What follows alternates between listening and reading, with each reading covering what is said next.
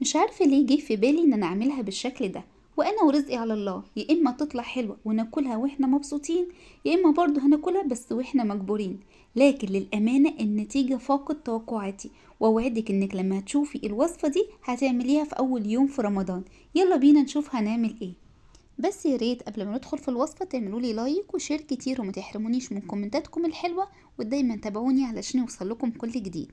معايا هنا فرخة وزنها 2 كيلو، شايلة منها الجلد تماما ومقطعين الفرخة ل8 قطع. سبتها في محلول الناعم لمدة يوم كامل. بعد كده غسلتها كويس وسبتها تتصفى تماما من المية.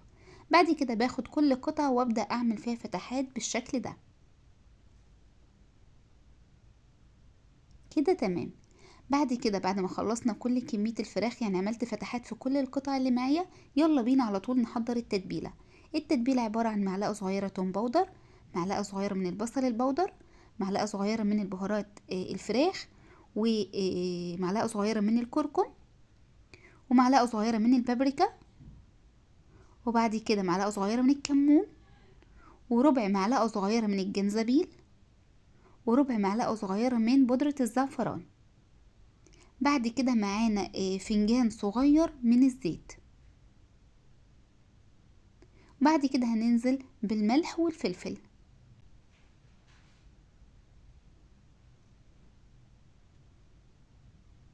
وادي الفلفل.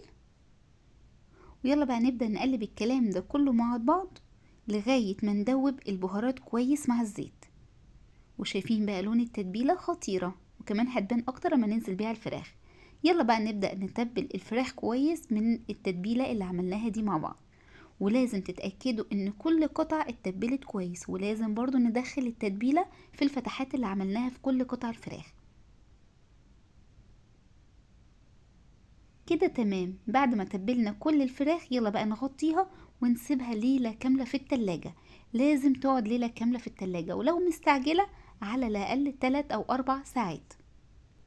هنا بقى جيت تاني يوم، وهنا دي الفكرة اللي جت في بالي وقلت اعملها وربنا يستر. معانا هنا فخارة نزلنا فيها بمعلقة كبيرة من السمنة، وفي نفس الوقت بقى مسخنين الفرن على درجة حرارة عالية. ده ظبطت كده الفخارة بالسمنة كده ودهنتها كويس ودخلتها في الفرن علشان تسخن. طاسة على النار فيها حبة زيت ومعلقة من السمنة، وأول ما يبدأوا يسخنوا معانا بصلاية كبيرة مقطعينها مكعبات صغيرة. بس هنا البصلاية عشان دي كانت في الفريزر، انا محتفظة بيها في الفريزر، فهسيبها كده في الزيت ثانيتين وهتبدأ تفك معايا بالشكل ده. كده تمام. واول ما البصلايه بدأت تفك معايا بالشكل ده وبدأت تدبل، معانا هنا وحدتين لومي، معانا وعود قرفة، وكام فص من القرنفل وورق لورا. احمصهم كده واشوحهم مع البصلايه، واول ما الريحه بتاعتهم تبدأ تظهر على طول نبدأ ننزل بقطع الفراخ. نبدأ كده نرص قطع الفراخ على البصل بالشكل ده.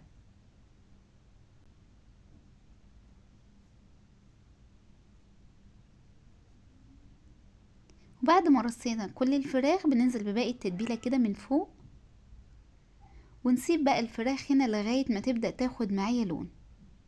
وأول ما تبدأ تاخد لون بالشكل ده لازم نبدأ نقلبها على طول على الناحية التانية. وطبعا احنا في الوقت ده حاطين الفخارة في الفرن زي ما قلنا. بصوا للأمانة أنا يعني في الوقت ده أنا كنت بعمل الوصفة دي وأنا مش متأكدة من النتيجة خالص. هنا بعد ما الفراخ قلبتها وأخدت لون من الناحيتين، يلا بقى على طول نبدأ نرفعها من على النار وننزل بيها في الفخارة بعد ما طلعناها من الفرن. وطبعا لازم نبقى متأكدين ان تكون الفخارة سخنة جدا.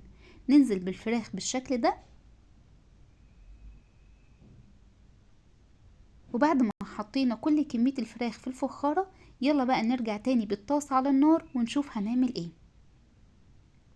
هنا حطيتها تاني على النار، وهنا بعد كده معايا 3 كوبايات من الرز البسمتي مغسول كويس لغاية ما المية بقت صافية، يعني نزلت كل النشا وسبته يتصفى تماما من المية. هبدأ اشوح الرز مع الحاجات الحلوة اللي في الطاسة دي لغاية ما الرزاية تبدأ تسخن معايا جدا علشان تبقى مفلفلة وخطيرة. وطبعا انا ملحت وفلفلت الرز، يعني حطيت ملح وفلفل. بعد كده هننزل على طول بالرز على الفراخ. وفي الوقت ده بيكون معانا مية مغلية. 3 كوبايات من الرز حطيت عليهم 3 كوبايات وربع من المية المغلية، لازم تكون مغلية. وطبعا برضو احنا سايبين الفرن سخنة. هنا بعد ما حطينا المية نبدأ كده نهزها كده علشان تتوزع كويس. وبصوا بقى من قريب مقدار المية عامل ازاي، هنشوف كده من فوق عامل ازاي المية كده. تمام، 3 كوبايات رز عليهم 3 كوبايات وربع من المية كده عشان تبقى معاكي مظبوطة. بعد كده غطيتها كويس بورقة الفويل وحطيت هنا الغطا بتاعت الفخارة. بس للأمانة لما جيت حطيت الفخارة في الفرن لقيت ان الغطا مش راضي يدخل في الفرن، فهشيلها يعني واحط ورقة تاني كمان من الفويل. هندخلها على ارضية الفرن واسيبها على درجة حرارة 200 لمدة ساعة. بعد ساعة خرجتها وهنا بقى انا شامة الريحة بس مش عارفة النتيجة، يعني انا ورزقي على الله. هنا بدأت ارفع الفويل، وحاولوا بقى تاخدوا بالكم علشان هنا طبعا سخونة شديدة والبخار طالع بقى شديد. نبدأ نفضي الفخار على الصينية ونخبط كده وربنا يستر. وهنا برفع، فعلا النتيجة أبهرتني، كل اللي جوه الفخارة نزل بكل سهولة. طبعا علشان مغلفين الفخارة كويس بالسمنة فمفيش حاجة لزقت معانا. بصوا كده المنظر، يعني بصوا الحاجات دي بالمعلقة نزلتها. كان الرز مفلفل والفراخ مستوية وخطيرة. هنشوف كده الفراخ من قريب، حاجة كده خطيرة. بصوا الفرخة ازاي مستوية، كانت بجد دايبة وفي خلال ساعة كل حاجة كانت مستوية، حاجة كده خطيرة. والدبوس هنا خطير مستوي، وبجد الريحة وطعم، انا عن نفسي منبهرة جدا بالنتيجة وما كنتش مصدقة. شايفين الرز ازاي مفلفل؟ يعني للأمانة من جمال الوصفة أنا مش عارفة أقول عليها إيه، كبسة ولا فراخ برياني ولا فخارة فراخ. بصوا سموها زي ما انتوا عايزين، المهم اعملوها وانا واثقة ان هي تعجبكم. وبجد لو عملتيها في اول يوم على سفرتك في رمضان هتبهر كل اللي هياكل منها. ودي كانت وصفة النهاردة، يا رب تكون عجبتكم.